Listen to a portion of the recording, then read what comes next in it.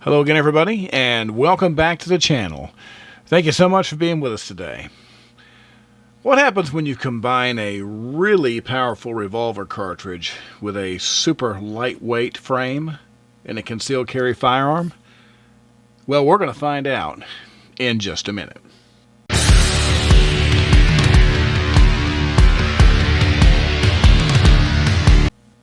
Alright, once again, welcome back. Thanks for being with us. If this is your first time coming to the channel, or if you've been watching our videos and you just haven't had a chance to do so, and you like our content, please consider subscribing. You can locate that subscribe button in the lower right hand corner of your computer screen there, or if you're on a mobile device, you can scroll down below the video and hit the subscribe button there. It's a simple thing that helps us out a whole lot, and we really appreciate it. So, Smith & Wesson Model 360 PD. Once again, this is just a variation of the Chief Special Airlight that has a lot of interesting features that we'll get into in just one second. But we always like to do a little size comparison here, so I'm going to take this and let you see what it looks like next to some other popular little revolvers that I like. I'm going to compare it with another Airlight here just so you can see. This is 642 Smith. These are very popular, so if you've had your hand on one of these before, you have a really good idea of what the 360 is going to look like next to it, because they are practically the same size, very, very close. And another popular carry gun I like in the revolver category is the Ruger LCR. Now I have several of these in different cartridges, but this happens to be the 9mm. You can see you've got a bigger, thicker rubber grip on this than you do on the Smith. This is actually a good thing. We'll cover that more when we talk about the range, but this could stand to have a little bit more rubber on the grip as well, I think. But it's not bad. And then, of course, my favorite as far as the 357 category is my little Kimber here. This particular K6S, I have carried this quite frequently. It's a very heavy revolver, and as far as the 357 Magnum cartridge goes, that's actually a good thing, because the heavy frame, the weight of this revolver helps it manage that cartridge well. But so out of everything I've showed you, this is the only one that's really going to be quite a bit heavier than the others. The LCR, of course, and the 642 are going to feel very similar in the holster as far as weight. So if you've had your hands on any of those before and you're comfortable with how they feel, then this should be no different to you. Of course, we're going to get into the features for this thing, but before we do, of course, we want to take a moment to thank our friends over at Don's Weaponry for providing us this beautiful example of the Smith & Wesson Model 360 PD for our tabletop review today. Don's Weaponry is a huge supporter of firearm safety and education, and we can't thank them enough. All right, so I always like to kind of do a top-down with the features on this, and this will be out of order because I'm going to think of things as I go here to talk about, but just kind of getting into it. And you'll see this a lot on these small revolvers where your sight, you got a notch in the rear that's literally just, cut into the metal, but you've got that high visibility fiber optic orange front sight. Now I like this, and I've mentioned before, if I've got a choice on what type of sights I'm going to have on a firearm, at the very least I like to have fiber optic. If it's not going to be a tritium, I like this just because I think your daytime visibility is just as important as your nighttime visibility. Now, once again, something like this, you're talking about a very small firearm. This has got a barrel length of less than 2 inches. It's definitely going to be something that's going to be used very close range. So I don't think it's necessary to have anything really super precise in the way of sights, because it's just not going to be necessary. But that high visibility front sight is good for, good target acquisition, I think. This particular revolver, of course, you can see you have the hammer exposed. So this is a double action, single action. I'm going to just drop the cylinder here to let you see that we are empty. So this is perfectly safe. The hammer, of course, it's got a nice texture there. Very easy to pull that back. So if you want to put it in single action, you can. Obviously, double action, you would simply pull the trigger all the way through And then for single action, of course, you can just cock the weapon and away you go. I'll talk more about this trigger pull when we get to the range section. But the cylinder itself, this is a titanium alloy.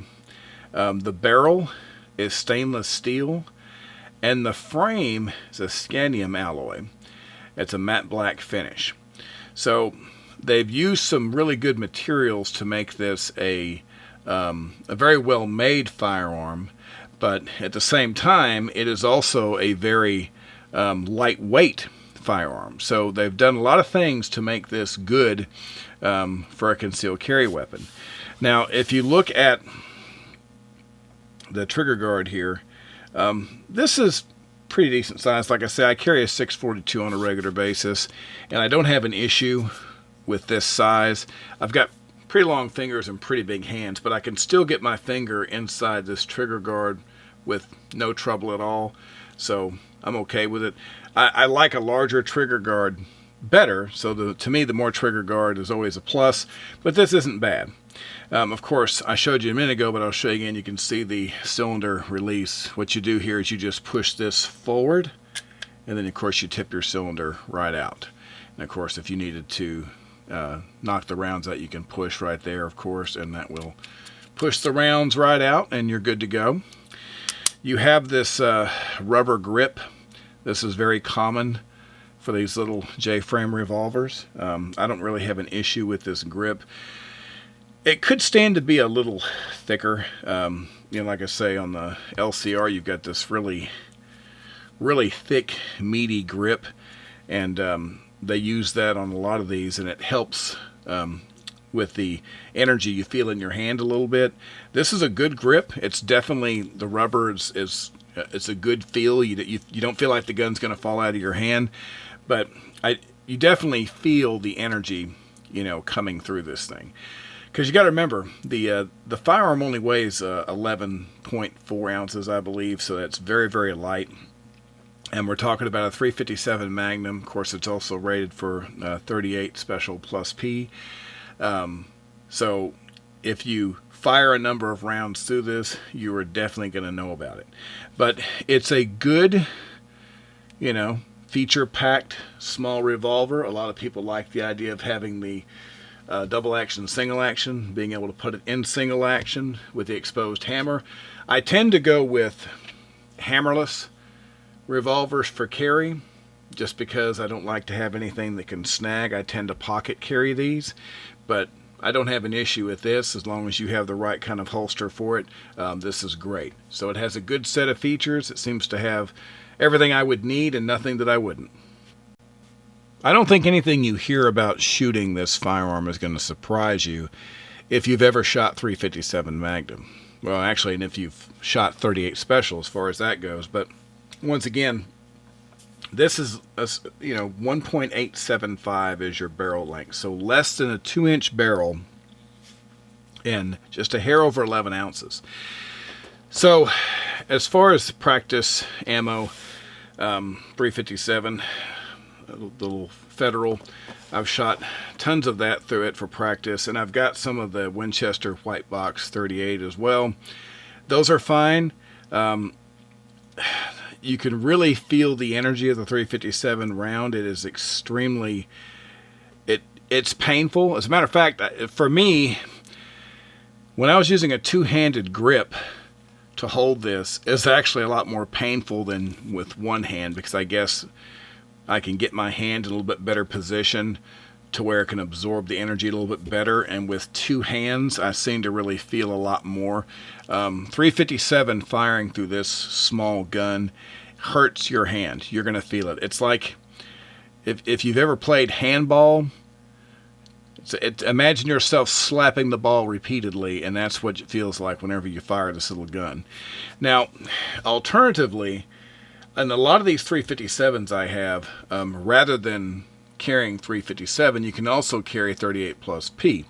The Gold Dot, I really like this particular cartridge, 135 grain plus P. This is a great cartridge. I've run this in a lot of these little small revolvers, and I like them quite a bit. Of Of course, no issues. I very rarely have any real problems at a revolver anyway, but if you shoot a number of rounds through this, even if it's 38 special, you're definitely going to feel it. Now, I'm placing the emphasis on that kind of a more or less just so you'll know. If you like to go down and practice a lot, which I don't discourage people from doing that, but if you take a couple of boxes of ammunition to the range, 357, and you shoot it through this firearm, by the time you get done, you're probably not going to be as happy as you were when you got there, because your hand is really going to feel it. This gun is perfectly capable with 38 Special plus P. Like I said, I have some heavier revolvers that I will go ahead and run 357 Magnum. But for me, something like this, 38 Special plus P is a extremely capable cartridge. And you still get all the benefits of this super light package. Double action, single action, of course. So it's the best of both worlds. So if you want to make it a little tamer, that's a good option for you. But it seems to be a nice firearm. As I said, it's a revolver, so you've got the reliability there. And as far as accuracy, it's like any other 2-inch barrel, okay?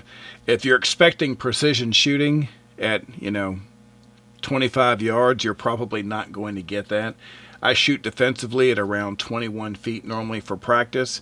And at 21 feet, I can make, nice little 2-inch group with a gun like this. Sometimes better with practice. It depends on whether I'm in single action or double action. But the gun does its job. It's very manageable. Like I say, it's a little bit more accurate to me with 38 Special than 357, just because you don't have as much energy and as much recoil. But it's a great gun, good performing. One of the great things about carrying a smaller handgun like this, or one of the other J-frames, or an LCR, is that you have a lot of options as far as how you can carry the firearm. And what I mean by that is, obviously, if I'm carrying a Glock 19, at least for me, I can't put that in my pocket. Along with a lot of other guns that I really think are good carry guns, they just have size limitations of where they got to go. But for something like this, you can very easily and effectively carry this safely in the pocket with a number of different holsters. DeSantis gun hide, they make a nice one with a little paddle that'll hold it in your pocket. I often do this with a sticky.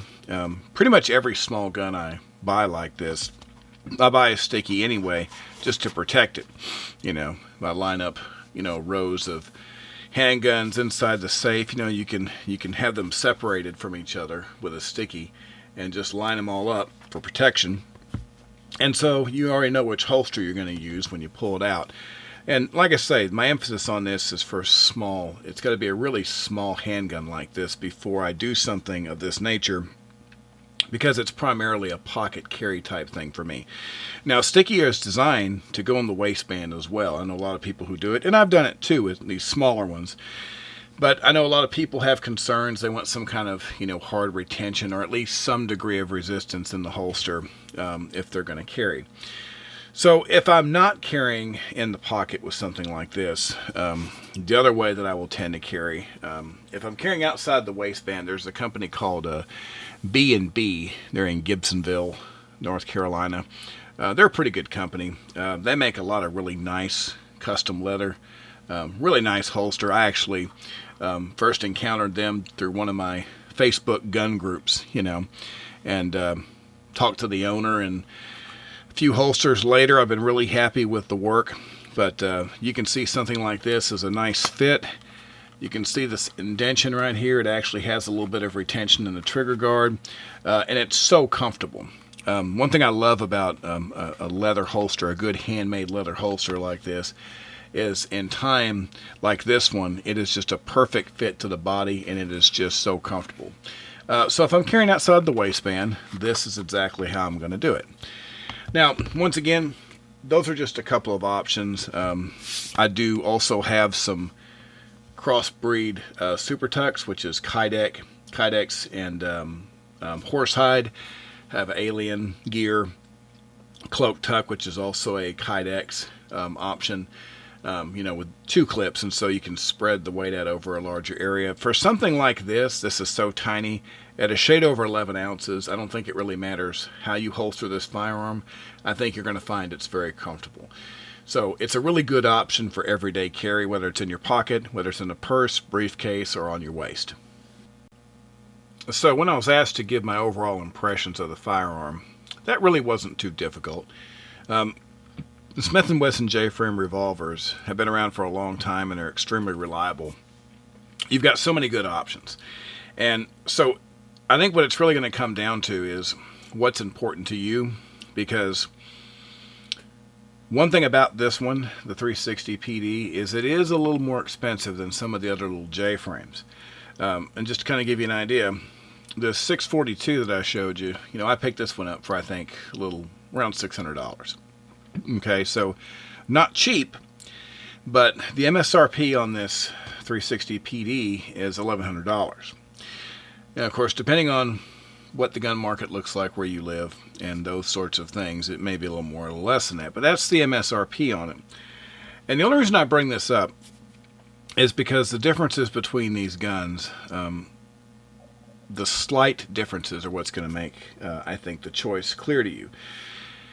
And for me, like I say, I'm probably not going to carry 357 Magnum in this gun because it is so light, and a 38 Special Plus P round is so effective that for me, I'd rather practice with and carry 38 Plus P in this firearm, but still have the advantages of the lightweight and the nice sight, and it being a double action, single action. Like I said, there's a lot of things to like here.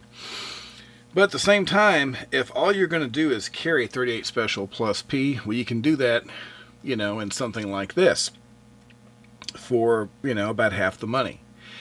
Now, yeah, there's differences. This doesn't have the nice sight, and this one is not as light as this one. And, it doesn't have the hammer. And, of course, you can get these with a hammer. They're a little bit more. But my point is that if you know that all you're going to carry is 38 Special Plus P, and you want about the same size, and being a little bit heavier is not an issue, well, you can get a really good option for about half the price. And of course, if you're looking at something like the LCR, these aren't cheap either. They're kind of in between the 642 and the 360 to be just a little bit bigger. And of course, if you went with something like the Kimber, this is a lot heavier and a lot more expensive. So I think that this is a good option for someone who absolutely wants the ability to shoot 357 Magnum through their carry gun. They want an exposed hammer, and they want it to be as light as possible.